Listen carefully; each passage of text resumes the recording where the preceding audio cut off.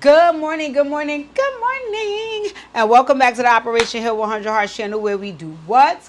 Focus on healing, humor, and hot mother freaking topics. So, if you are tuned into this segment of my channel, you are now here for the Dear Deja segment. So, let's just get focused on this letter. Let me let you guys hear what's going on. Dear Deja, shit crazy. So I've been with my man since 2022, and for the most part, it's good. I have an 8-year-old son who likes my man and vice versa. But there's a little issue I've been noticing for about a year now. My son's father been knocked since 2018. So for 4 years, it was just me and baby boy. And honestly, I can't lie, that's my baby and everybody in the world knows it. I spoil that boy. And not just with material things, I'm a very hands-on, affectionate mom, and my son and I bond is unbreakable. I know my man is really fond of my son, and for that I'm thankful. But sometimes my man also be low-key hating. Because of the way I am when my son is in my presence, he's always saying little slick shit like, stop babying that boy, or you're going to make him think you're his woman and not his mama. And recently, when my man told me he was doing overtime at work and he got off in the morning and so that I let my son sleep with me, he got upset and we got into it. My man lost his mother when he was 4 years old and was raised predominantly by men. Although he loves the attention I give him, I don't think he understands the mother-son bond, and because of that, he gets jealous. Khadija, nobody comes before my baby boy. I don't want to have to send my man packing, so please share some of your wisdom with me, girl. Sign, for my son, this shit could be done. Alrighty then.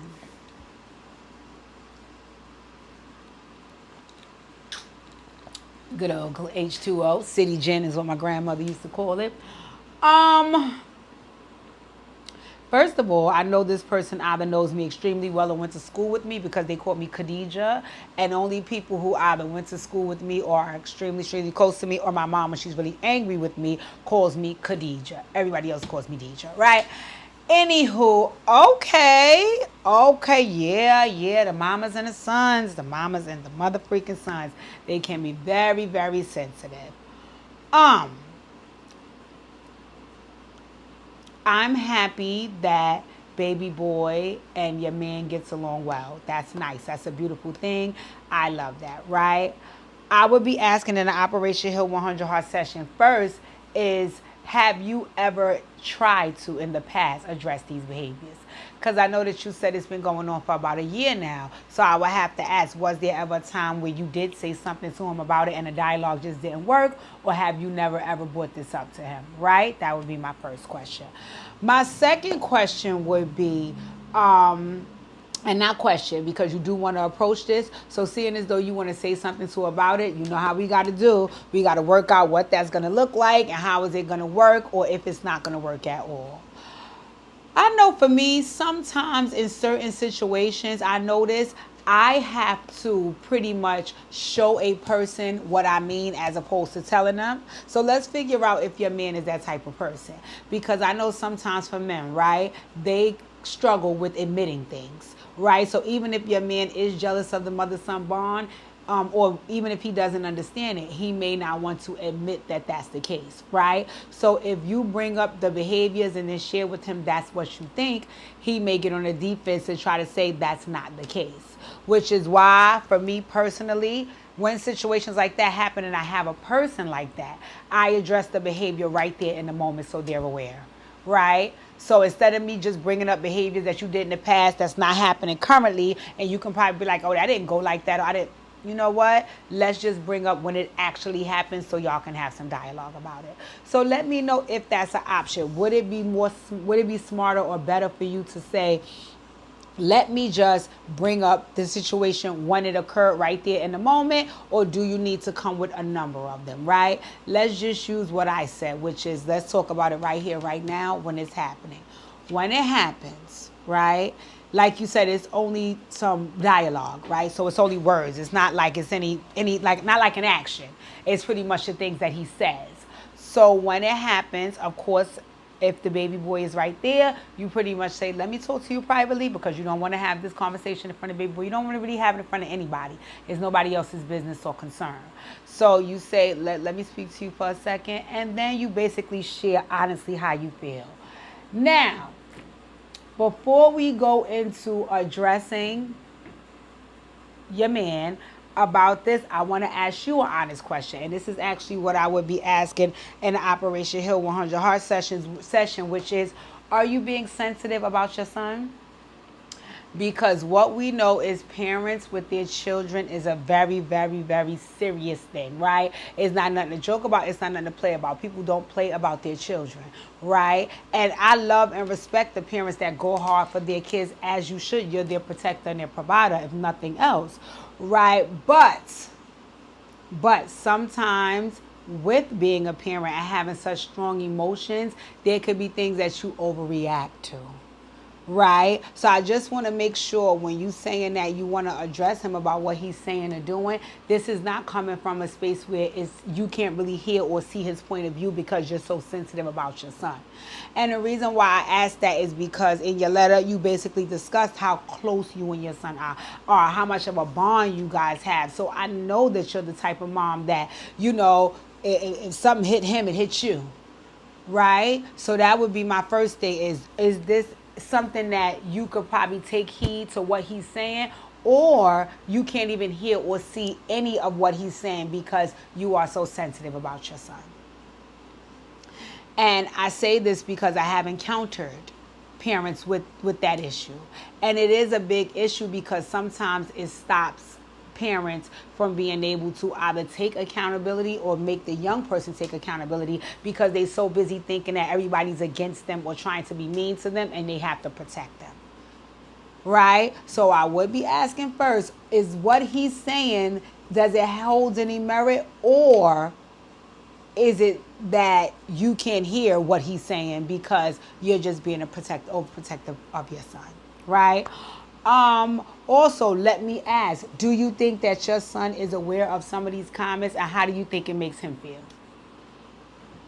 Because that's another thing I would be asking. Maybe it's the whole, he said it in front of my son. I saw my son clam up, so now it got me on the defense, which is why I'm being sensitive. Is that something that's taking place? Because if that is, that's another thing that can be addressed. Not only do I feel a way about what you're saying, but it makes my son feel a way. And like you said in your letter, nobody can make your son feel a way at all in his lifetime as long as you are living and breathing. It is your job and your goal to protect them. Got it, 100%. Respect that 100%. I just want to make sure you're doing so in a space that still allows you to parent properly and not keep the kids so sheltered from real life. So I would definitely be asking, is your son privy to this? Does it make him feel a way? What does he feel? Does he even understand? Or, like I said, or does he even hear any of this? Okay? That's number one and number two of it. And we concluded that, your son is not aware of this. You're not being sensitive, and this is something that you want to address. Then now we start to get to, like I said, how to address it with your partner. And the number one thing that I said is, try to do so without anybody present, because this is no one's business. And on top of that, also, showing him exactly what you mean, because he may also get sensitive and start getting on the defense himself. And when that happens, that breaks down the communication that you guys need to have. And this communication is important because from what you said in your letter, it can really, really jeopardize your relationship if y'all don't get past it. So there is something that has to be done. Okay. Hold on, let me take a sip.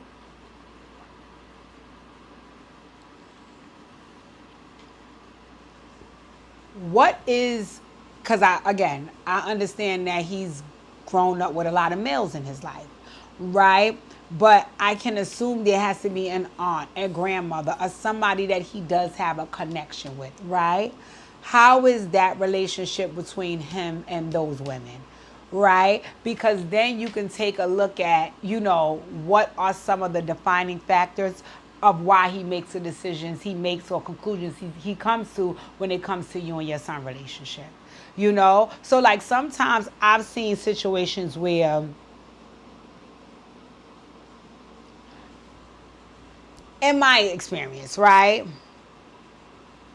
Boys are raised tougher than girls, right? This is my experience. This is my experience in my family. This is my experience with seeing my friends raise their boys. Like, boys are raised tougher than girls in my experience. So because of that, I would definitely be tough with my son and a little bit more gentle with my daughter. I'm going to be stern with both. But for me, it really matters that my son be strong, and assertive and confident. And I don't want him to be, you know, self-conscious and unsure, mostly, right? So because of that, if I date a man who has a son, right? And his son is big, he's a teenager. I am not around here, trying to baby him, so to speak, because you're a young boy, you're an older boy, so now you have to move accordingly like older guys do because soon you'll be a man. Right. Whereas if my boyfriend had a daughter, maybe when she came over, I would be more inclined to be like, hey, let's cook together and let's get our nails done together and provide a little bit more babying for her because she's a girl. And again, I'm not saying that's right or wrong. I'm just saying how I was raised, right? If he doesn't have the relationship with the women in his family where he's been nurtured, he may struggle watching you nurture. And that is why that's something that you have to be aware of, because that's another factor that you need to bring in. No shade, no disrespect, but you're not used to this because you did not have this, which is okay. Which is okay. I'm not saying that it's right or wrong that you didn't have it, but you have to understand that that's what makes me different from you. I had it and now I'm giving it. Whereas with you didn't have it, so you don't think that he needs it. I do. And more importantly, with all else fails, you have to be honest and say to him, which is probably the last leg of it all, because you don't want to make it seem like you're being mean or harsh. But the reality of the situation is, it's my son. No shade, no harm or disrespect. It is my son. So whatever way that I decide to be with my son, I'm going to need you to allow that, right? Now, granted, if you see me doing something that may harm my son or something that could be dangerous for him in the future, there's nothing wrong with you giving me your input. I don't mind. I'll take the advice and I'll listen and hear you out. But that's why I was asking earlier, could you hear him though? Because a lot of times when people are sensitive about a situation, they have blinders on. So you cannot see or hear what the person is saying because you're so sensitive about the topic. And I think also figuring out if maybe he's making these little slick comments because he does feel like you're sensitive about your son and he just can't come directly to you and give you advice that he think might benefit you. What he has to also understand is he could give advice till he blue in the face. That does not mean that you have to agree with it. You can feel like, thank you, I hear you, but that's not what I'm on board with. So the bottom line could be is just you guys have two different parenting styles. Two different parenting styles. That's okay. Most parents do. Most parents do. The thing is to kind of make it gel and mold so it benefits in a way, so that in a way it benefits the young person. My mom and my dad had two different parenting styles. My dad was more of the disciplinarian. My mom was more the nurturer. Right? But what they did was they always came together on how to make decisions for us so they know we got what we needed in both regards. So like case in point, sometimes my mom would lead the charge if something happened. And she would come in more loving, more nurturing, and ready to have the conversation and ready to work through it and cry about it and so on and so forth. Whereas sometimes my dad would come in and we're not doing no whole bunch of crying, we're not doing no whole bunch of talking. Let me tell you what not to do again, and if you do it again, there will be consequences. I needed both styles of parenting.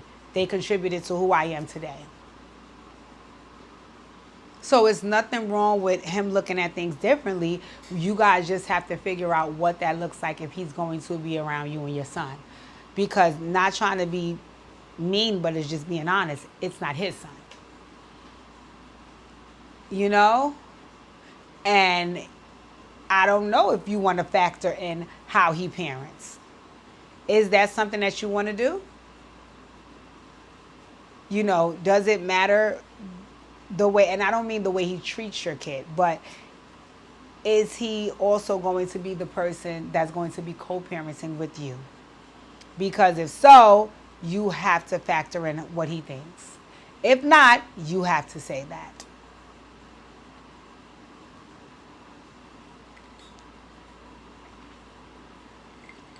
The reason why I'm making that face, because that's easier said than done. That is easier said than done, right? For two reasons. It's easier said than done because it's one thing to say, oh, I go with you, but what goes on between me and my son have nothing to do with you. That's harsh. That's harsh for a person to say when they have feelings, for a person to hear when they have feelings for you, right? So I could imagine that it would be hard for you to say because you have feelings for him as well, right? But then it's also hard to say, okay, I fucks with you, you my man, and I want you to help me co-parent my child, right? But then have to really actually take into consideration what that other person feels. Can you do that? Because it may be totally different from what you feel. Once again, you guys have different parenting styles. But what I do like about this is you guys are a new relationship. You said you've been together since 2022. That's 2 years. These are all of the things that you're learning and figuring out as you go along. These are all the things that you are learning and figuring out as you go along. That's a beautiful thing. That is a beautiful thing. It's a beautiful thing to now be coming to the table and finding things out and figuring things out and sorting things through. Because if you guys see a future with each other, I want to know what's your parenting styles. We may have a baby together. Also, another thing that you can do, and you let me know if you want to take it this far, because sometimes people feel like, well, why I have to do all of that? But I just always like to give you options so you can have a good and positive resolution to this, is maybe you want to explain why all the nurturing is being done. What it sounds like in your letter is you basically said that dad had passed away. So since dad passed away, it's only been you and him. And it seems like since he doesn't have the other parent, you might feel like you have to pick up the slack for that other parent not being present, God rest his soul. So now you're giving him nurturing times 10 because his dad is not here to do the other set of nurturing. Right? So if that's the case, I'm just guessing from what I heard in your letter, but if that is the case, then maybe you should share that with your boyfriend. So he can understand and see what this looks like for you. So there's nothing wrong with saying, I know that sometimes it can look overbearing and it can look like too much to folks on the outside.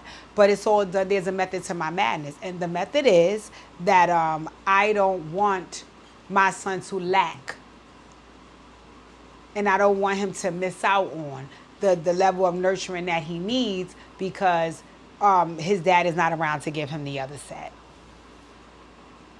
And while once again, your boyfriend might agree with that or not, I think him hearing it will give him a better understanding about why you move the way that you move. Right? Also, you could ask him if he has an explanation about why, because what it sounds like he feels like is that you kind of need to make him toughen up, right? You see how he said you're going to make him think you his woman and not his mom, or, he might feel like as a boy, you're coddling to him too much. If you feel that way, share with me why. What's your experience with that?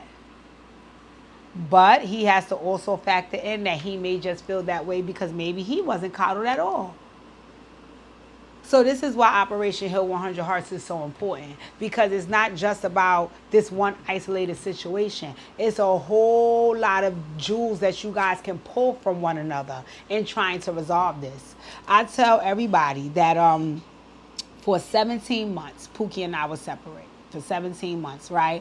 And being separate, there was no hugging, there was no kissing. I could see him, but we couldn't touch one another. It just was a very unfortunate situation. And throughout that time, when you're only able to see a person and have conversation with them, that's really pretty much what you do. But what we did that makes our relationship so successful to this day is we pulled a lot of jewels and a lot of meat and potatoes out of that time. Instead of just me asking on the surface things like, okay, so what age was you when you first got your virginity broken? All the stupid shit you ask people when you getting to know them. No, we were really, really, really digging deep. And we was looking at situations that was occurring between us and saying, okay, this is the opportunity for me to get to know more about you. What happened there? How did that happen? Where were you when that happened? How long were you growing through that? How did you feel about that? What do you feel about that now versus how you felt back then? And a lot of people, don't understand, but it's incredible the connection that we have. But it took us for us to be separated to have that dialogue, and it took for us to make sure we dug deep when we had it. Because even if we weren't separated and we was trying to have that dialogue, if there was no digging deep, then there would not have been no good results coming from it. So instead of you guys looking at it as, I heard this saying that I really like. It said couples shouldn't look when couples enter a situation, a problematic situation, they have to remember that it's them against the situation, not them against each other. So I think right now is a time for you guys to dig deep. Listen, let me hear about your childhood. Let me know what you feel. What are some of the thoughts that you have regarding what's taking place in this moment and why? And I promise you, the digging deep is going to be to everybody's benefit because it lets you know how people think and what they've been through, and then you know how to maneuver. You know what I'm saying? I know sometimes, like I said, I'm a huge benefit of the doubt giver, a huge benefit of the doubt giver. So a lot of times when things happen, I would be like, but you think they meant it like that? And Pookie is like, you think they didn't? And I'm like, but it gives me something to think about. It gives me something to think about. And he knows, Khadijah, you come from such a loving and trusting family that sometimes you're too trustworthy. I only know that about you because we've had these conversations and we dug deep. So because I know you're too trustworthy, sometimes I help you to understand that you live in a world where everybody is not your little bubble that you live in. Wow, I didn't know that. I can appreciate having somebody around that can help me, not walk around with rose-colored glasses. We live in a real world, you know? But that only came from us having a dialogue and pulling and digging deep. So I think for you and your boo, as long as you keep in mind that it's you and him against the situation, y'all should be able to dig deep, pull out, some of the things. You also may have some trauma about your baby father not being around. Does he know if you do? Do you guys talk about your baby father? So, it's definitely a dig deep moment that is needed. But hopefully I was able to solve all the problems in the world as I do. And you guys can get through this. If you can't, you're always welcome to come for your Operation Heal 100 Heart session. In any event, thank you. I really appreciate your letter. I enjoyed it because it allowed me to expand my mind and also talk about my personal situations, which I love to do. Make sure you like, comment, share, subscribe. I will see you guys soon and enjoy your day.